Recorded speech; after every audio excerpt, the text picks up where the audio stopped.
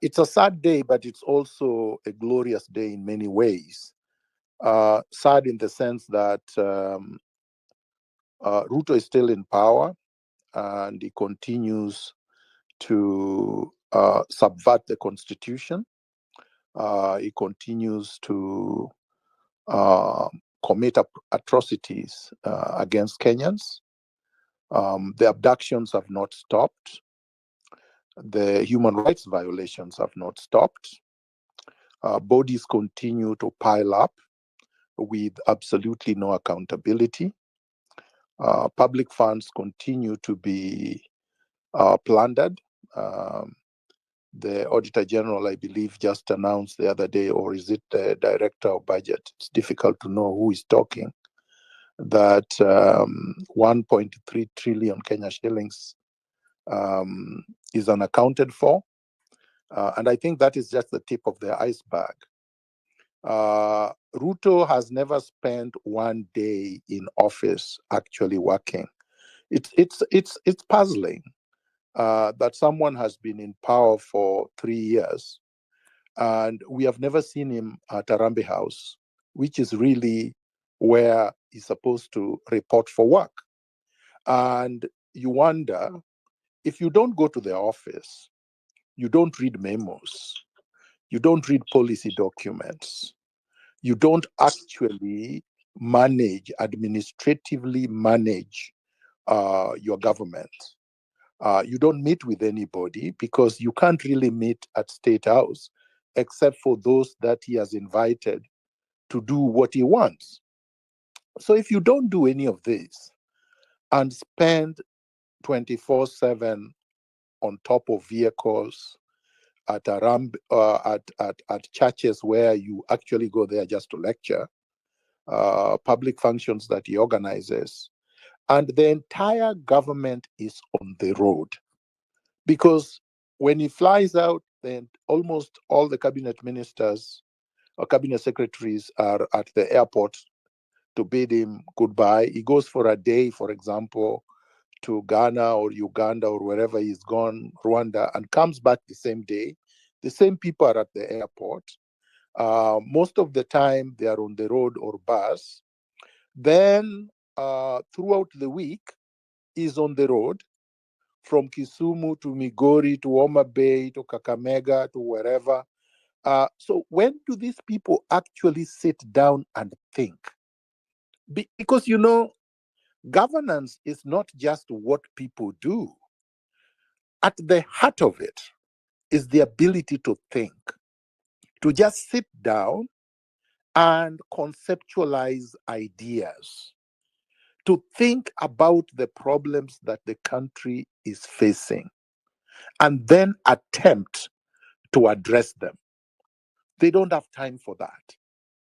It's threats, it's intimidation, it's atrocities. So that's on one side. And of course, the plunder that I've just talked about. Then, on top of it, he has a coterie of cronies threatening everyone, including the judiciary.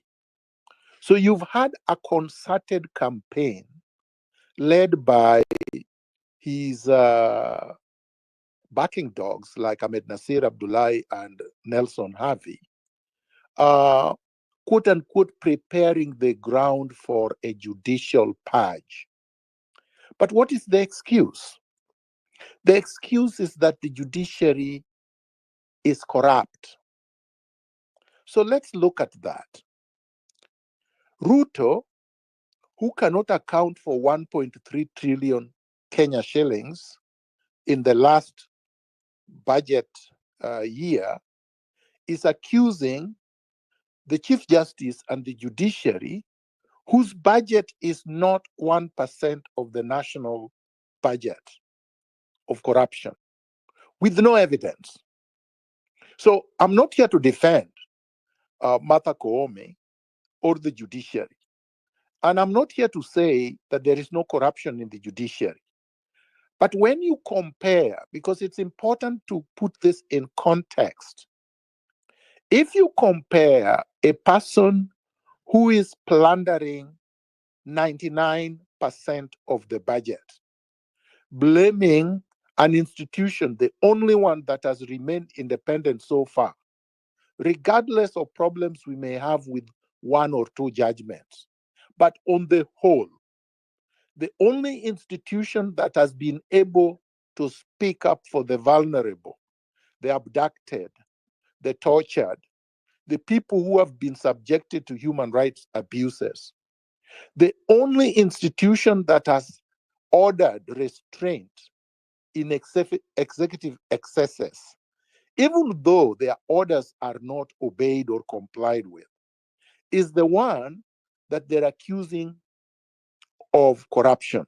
But they don't end there. It's not just an accusation. Because if somebody was just alleging something and then tabling evidence, we would still demand more. We would still say, okay, you're the head of state, you're the head of government, all the instruments of power are under your office. Why haven't these people been arrested? Why haven't any one of them been taken to the Judicial Service Commission so that you table the evidence, you follow due process, and you can institute a commission to remove them from office? They have tenure, but there is a legal, constitutional process of disciplining them, bringing them to account, removing them from office. He hasn't done that. So this is, it smells of exactly what it is.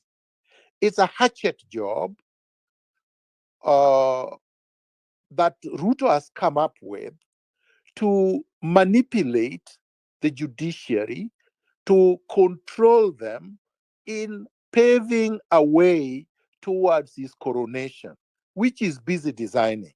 If you look at the IEBC, he's already completed the design.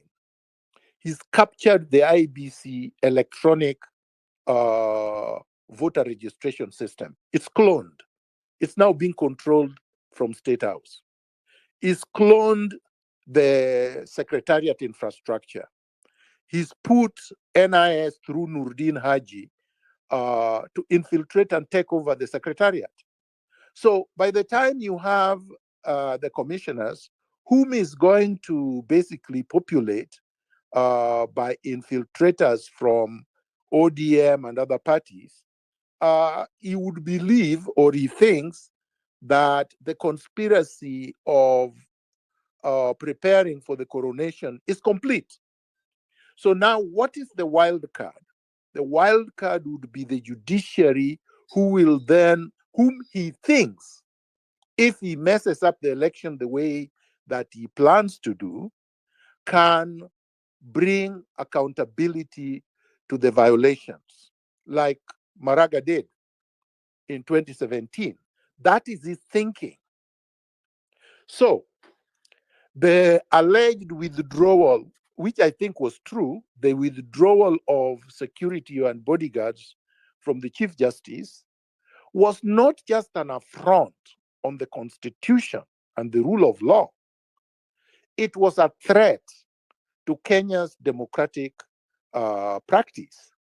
And it was a warning shot to the country, not just to the judiciary, that Ruto will stop at nothing to try to cling to power. To me, that is the most important warning. He's telling us, I can do anything to cling to power, and there is nothing you can do. And I think this is where, for me, the challenge is important, because he was put there by the people.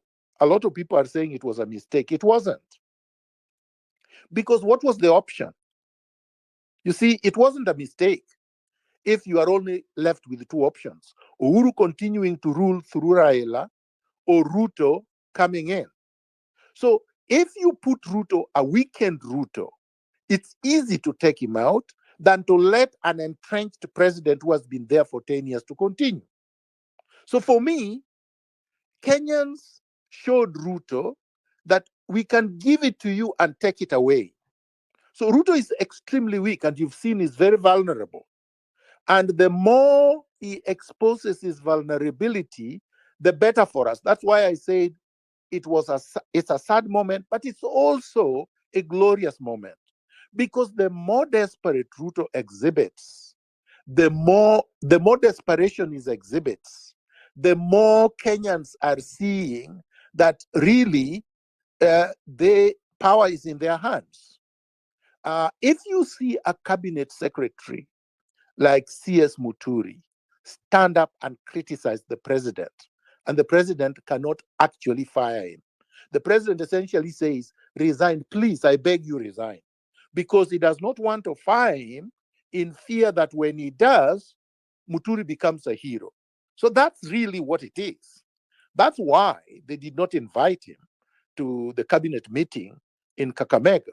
A lot of people are saying, oh, you don't have to be invited. No, you do. I've worked in government and I know if you go there and you've not been invited, chances are that they can actually organize goons to frog march you from the meeting. It's very possible that you can actually be locked out of the state lodge. I mean, Ruto himself, when Uhuru was president, missed so many cabinet meetings because he had not been invited. So he can't play games and tell us that we can't remember. This country cannot be a country with a memory of a chicken. So we do remember. Ruto himself could not even enter his residence at the coast when he was deputy president because Karanja Kibicho had not given him the keys, had locked up the place. So if they could do that to Ruto as deputy president, what is a cabinet secretary attending a meeting that he's not been invited to? So this is good for us, actually. The more cabinet secretaries leave Ruto, show a backbone, and criticize him or contradict him, the better for us. We want this government, the regime, to disintegrate, to implode from within as the citizens come for it from outside. It must be made completely, the country has to be made, in my view, completely ungovernable so that Ruto feels that he has to be campaigning 24 hours to be able to get little bit of legitimacy, which he can't get. So like now, where is it that Ruto thinks he's getting support? He thinks that he's getting support from Nyanza. But don't be deceived. Nyanza is not behind him. Luos are not behind him. Luos are just there because of fatigue, political fatigue, economic fatigue, emotional fatigue. Luos have been battered since 1966. So anybody can get tired of being consistently battered. If you see even the recent deaths and disappearances, it's mainly Luos that have been targeted, actually. Don't let anybody be deceived. Every cycle of insecurity in the country, and when a president feels vulnerable, they assassinate Luos. And I want to say this without any fear of contradiction. Who was the first assassinated major character in this regime? It was General Ogola. I mean, that's the truth. Recently, who are the major figures in Kenya who have died mysteriously? It was Roslyn Odede from Kenya National Human Rights Commission. And then the so-called president of Molo, Richard, who is being buried probably today. And there is another disappearance from Nakuru. And the line goes on. And who are the people pretending that they are in government and are protecting them? Also Luos. It's a major embarrassment. But I'm not saying only Luos are being persecuted in this government. I'm simply saying the contradictions are glaring and Kenyans are seeing it. And the Luos that he thinks are going to replace the Kikuyus who have basically voted with their feet so that he can organize a coronation are not with him because they can see transparently what he's doing.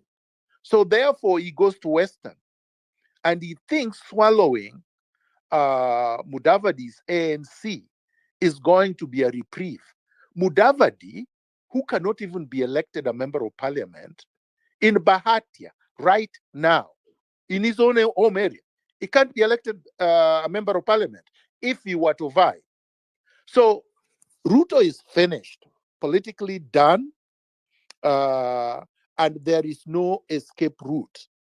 I'm going to finish here by saying that the onus now, the duty, is in all of us, patriotic Kenyans, people who have been in the trenches, people who have memory, and I know a lot of people do, people who have a sense of dignity and a sense of self-worth, people who know what citizenship means and the powers of a citizen vis-a-vis those they delegated responsibilities of public office to, people who understand the constitutional remits of what a president is supposed to do or not supposed to do what we must do.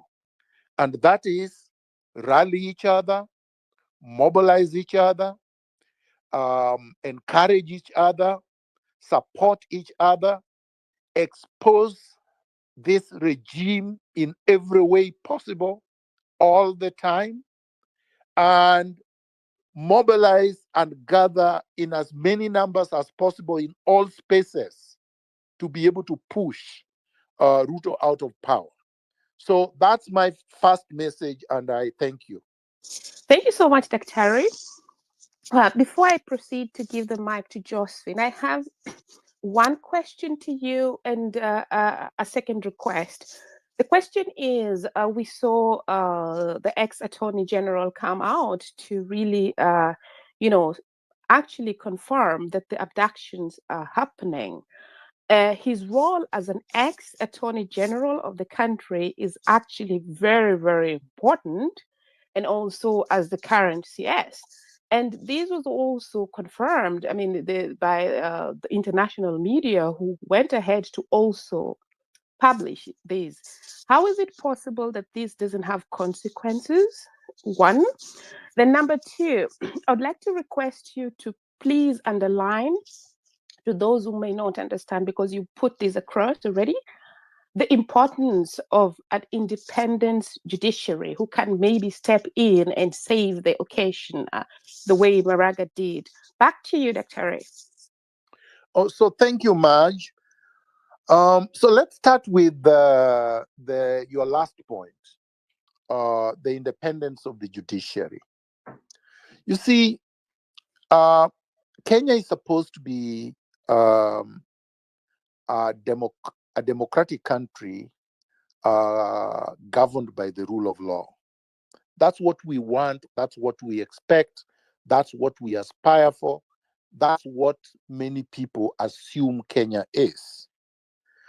Kenya has a constitution with a robust Bill of Rights. And Kenya has a constitution that carves out the role of the judiciary as the only independent arbiter of disputes, legal disputes. So whether it is legal disputes within government, between government departments, or between citizens and the government, that's the only arbiter.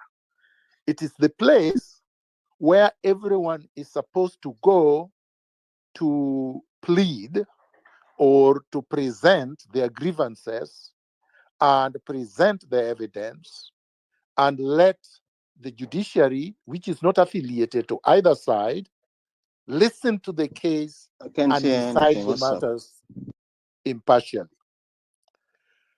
That for a very long time has not been happening in Kenya.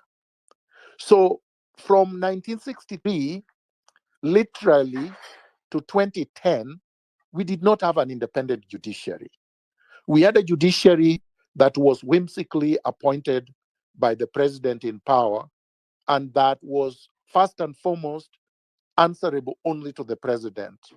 And whatever the president wanted, the judiciary did. Essentially, during that period of time, even though Kenya was supposed to, quote unquote, be democratic, the president was above the law.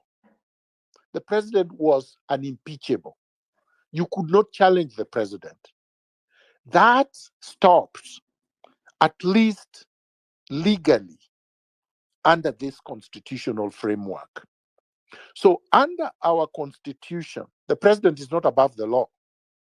The mere fact that charges, criminal and civil, cannot be brought against the president in his name does not confer on the president supremacy over the constitution. It simply means that for the term that is in power, he has some immunity. Immunity. It's not being above the law. Immunity is conferred for that period of time for specific things. But if, say, for example, Ruto was to shoot someone, there is no immunity against bringing charges against him. If Ruto were to commit crimes against humanity, which I believe he has, but we would need evidence to be able to confront him with that, he can be charged by the ICC. And warrants of arrest can be issued, just like they were issued the other day against Netanyahu, who is also the Prime Minister of Israel. So if this could be done against Netanyahu, who is Ruto? So he's not above the law. And of course, international law is part of our laws pursuant to this constitution. So that's number one. So the judiciary, if this were to happen, if charges were to be brought against Ruto for these crimes that for which he has no immunity, and for which, like international crimes, and for which he would have to be subjected to a judicial process, it's our judiciary first and foremost that would be able to preside over those proceedings. And if that were to happen, you want an independent judiciary, a judiciary which has administrative, has financial, and has practical independence from the executive to be able to preside over those kinds of proceedings, including proceedings against his appointees. Because the moment Ruto can withdraw security, for instance, or threaten to withdraw security from a chief justice, he wants to say that if you go against him, if you don't play by his dictates, he can expose you to danger, to harm, to death, because any thug can now attack you for whatever reason, and you are, you are just left there to the vagaries of nature, as it were. And that is dangerous because we are all human beings. The Chief Justice is not a god or a goddess. And with that kind of threat, if she fears harm, uh, it's conceivable that she could try to comply with the threats. And then that would undermine the rule of law because the decisions that they make, the judiciary, including the Supreme Court, that she heads, will not dispense justice in accordance with the law, the constitution, and the evidence. So therefore, we would not have a rule of law regime in Kenya. We would have a capricious, whimsical dictates of a tyrant, which is what Ruto is. And so Kenya would no longer be a democratic state. So it goes to the very foundation of the kind of country that we thought we constructed or configured by proclaiming the Constitution of Kenya 2010. So Ruto has fundamentally attacked the foundation of our constitutional democracy, as it were. And this is a danger. It's an existential threat to our constitutional order. So that's my response to that question. So this cannot just be seen as a threat to the Chief Justice. It's not a threat to the Supreme Court. It's a threat to the constitutional order of the country, an existential threat. Number two, to your first question about the former Attorney General and now CS Muturi. I wanted to tell you that it's a good thing. It's a good thing because government is by cabinet. All democratic Westminster governments are supposed to be managed through the cabinet. The cabinet presides over, meetings. Cabinet memos come over all manner of things, legislation, policy, all manner of issues that relate to how a party that has been elected into power is going to manage public affairs for the next 5 years. So, because he's presiding over a docket of public service, it's an overarching ministry that touches all other ministries, which means that if a cabinet meeting is held, it cannot be that discussion will end without issues touching on other ministries are discussed. Issues of personnel, issues of resources, issues of training, issues of just sheer management of government, issues of discipline, issues of promotion, issues of transfer.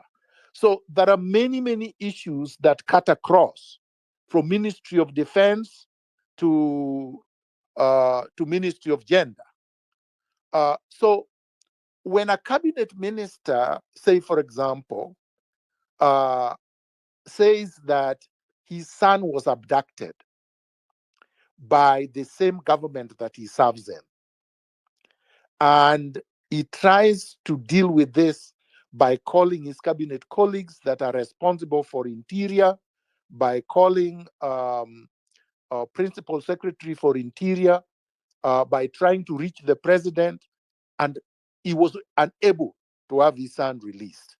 And that the only time he was able to do this is by driving uninvited into State House and confronting the president, or Ruto for that matter, and telling him, look, my son, and by the way, I can confess, I spoke with Muturi when his son was abducted as Miguna. And he confirmed to me that, yes, my son is abducted. I don't know where he is. And he was frightened that night that his son was abducted. So I know this man very well. I know that he had already confirmed to me that these people had taken his son. And the president calls Nurdin Haji, whom he had tried to call unsuccessfully, whom Muturi had tried to call unsuccessfully, and who had lied to somebody else that he did not have Muturi's son. And he tells Ruto, yes, I have his son. And says, I will release him within, his order to release him, and he says, I will release him within 1 hour. And he does. This is chilling. Because imagine 56 million people, million Kenyans, with no access to Ruto, who cannot drive into State House, who cannot call Nurdin Haji, who cannot call Ray Yomolo, who cannot call whoever the Minister of Interior is. Now it is Murkomen. The other day it was Kindiki. The other day it was somebody else. But who are not able to reach the powers that be. What happens? They turn up at the quarry. as dismembered bodies, or like the body that was just discovered today in Nairobi River. The lady that has just been discovered today, the body that was just discovered today in Nairobi River. Or last week, Richard, whose body was dumped in Nakuru, in Molo. So the point is, Kenyans are dying in droves because they are being murdered and their bodies being discarded like the bodies of wild animals. Is it because their fathers and mothers are not in the cabinet, cannot reach the president, and are unable to have their sons and daughters released, like Leslie Muturi? This is chilling, because it should not be that we live in a country where our security depends on our friendship, on our relationship with the president. It cannot be. It cannot be that we live in a country where courts of law issue writs of habeas corpus against the head of police and other security, senior security officers, to produce those that they have abducted. And they fail to show up in court with no consequences. And obviously, even if they issue orders, the courts issue orders against these people, I expect no compliance. Because remember, Marge, I am on record. I am probably the only one in Kenya with more than 30 orders issued in my favor, and with no compliance during Uhuru Ruto regime between 2018 to 2022. Even as we speak, there are orders, most of the orders that were issued in my favor have not been complied with. Matiang'i and the rest, these people making noise saying that the alternative to Kenya's problems. Matiang'i has not complied with Justice Odunga's order that fined him 200,000 on March 29, 2018. He has not complied with Justice Chacha Mwita's orders of December 14, 2018. And he has not complied with so many other orders. So he has absolutely no moral authority, no authority whatsoever to purport to represent anything other than the most backward, the most reprehensible moral degeneration. This is a man who should be in jail for 40 years. So I'm sorry I went on and on, but that's my response, that it is quite something. But we have to thank Muturi. I know many of you have been attacking him. We want more people like Muturi to come out and expose this government, expose Ruto, expose the rot, expose the tyranny that permits through it. Because all he wanted was just to say, if I can do this against the son of a serving cabinet secretary, who are you? Which is exactly what people like Sudi have been doing. They've been saying, look, there's no president who has served one term in Kenya, and we are not going to allow Ruto to be made a one-term president. So even if you don't vote for him, we are going to steal the votes. I want us to send a very clear message to people like that no, we are going to stop you from stealing. And we are not going to allow you even to reach the date of that election. We are going to evict you from public office, even if it is by force. Thank you, Marge. Thank you so much, Dictator, for your input on that. Welcome to the space, Justina, and also Kakwenzo. It's lovely to see you on board. And so, as I just wind up, I'd like to really underline that if in other countries, an ex-attorney general came out and a cabinet minister came out and confirmed what is going on, the president would have been impeached impeached. Yeah. So the things that are happening in Kenya are pointing towards a direction of a failed state. Next is what Dictator has already emphasized on. What I know that people have mixed reactions regarding the office holder of the head of judiciary at the moment, the Chief Justice. Please remember that it's her office we're talking about. So we should try to have an independent judiciary. We shouldn't let judiciary be attacked the way it is being attacked. I mean, that's crazy. And you should really fight back, because it cannot be. That is an institution. If run well, it can save you. So forget about, because Koome herself really was dancing and drinking tea with Ruto when she was supposed to be actually doing what she's in there to do. But nevertheless, if you look at the bigger picture, we need that institution running. So try to really just differentiate and look at the interests of the whole republic. Over to you, Josephine. Then keep. Then Maggie, yes, can I just add one more thing? yes, Sorry. please. You brought a very, very important point. For example, in Canada, the prime minister just resigned. Although he has not left office, but he's basically going. He said he's going. And do you know the crime? The crime is that when Trump won the US elections and went to Florida to his Mar-a-Lago home, he announced that he was going to impose tariffs on Canada, blah, blah, blah. And behold, Trudeau rushed to go and meet with him so that they can talk and smooth this thing over. And Canadians did not like that. They thought Trudeau had become a poodle. How could he rush to Trump? Trump is hated in Canada. One of the most hated people in Canada is Trump, because Canada is not like an ultra-right country like the US. So the party, Trudeau's own party, rebelled against him and said, we don't want a weak.